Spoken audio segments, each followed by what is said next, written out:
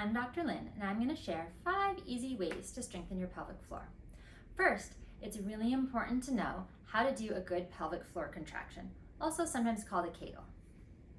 You may have heard the cue to stop a stream of urine. There's a little bit more to it than that, so I'm going to give you some other things to try.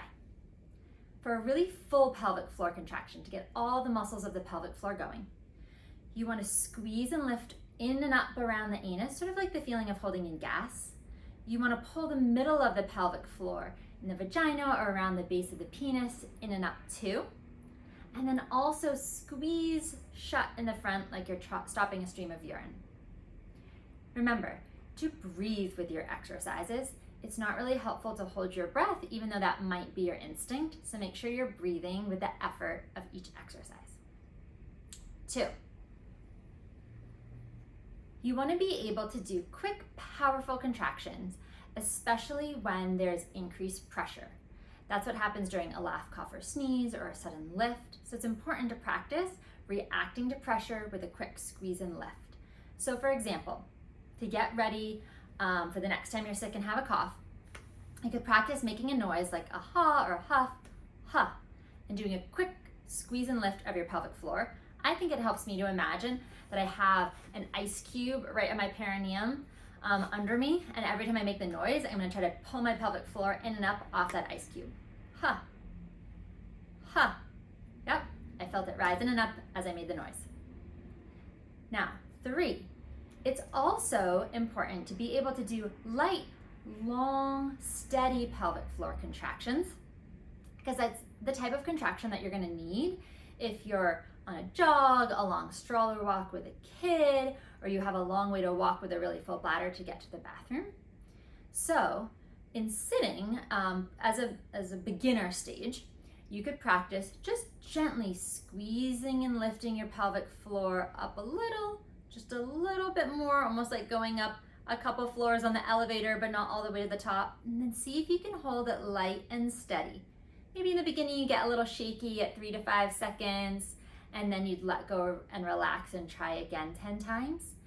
Over time with practice, it would be great to work up to being able to do 10-second long holds, light and steady, like you're holding in just a little bit of gas and a little bit of pee.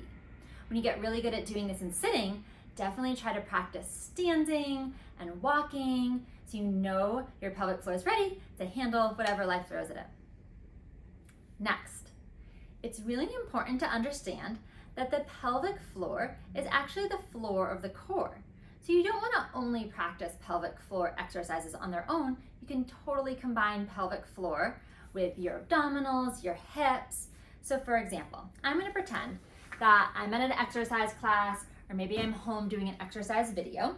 I'm going to do a leg kick out motion, but I'm going to get my pelvic floor involved.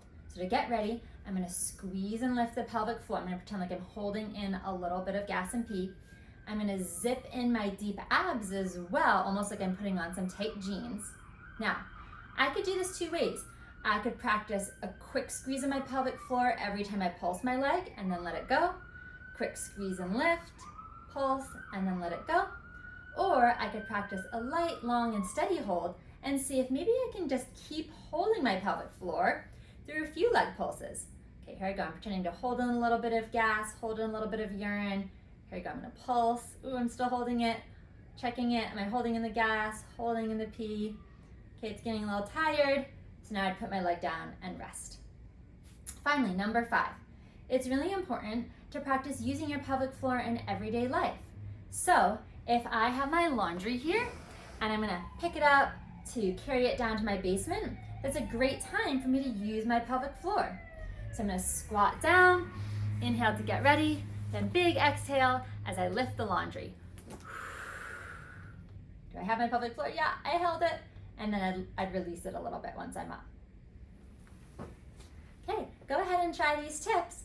And remember, come see a pelvic PT if you need some more guidance.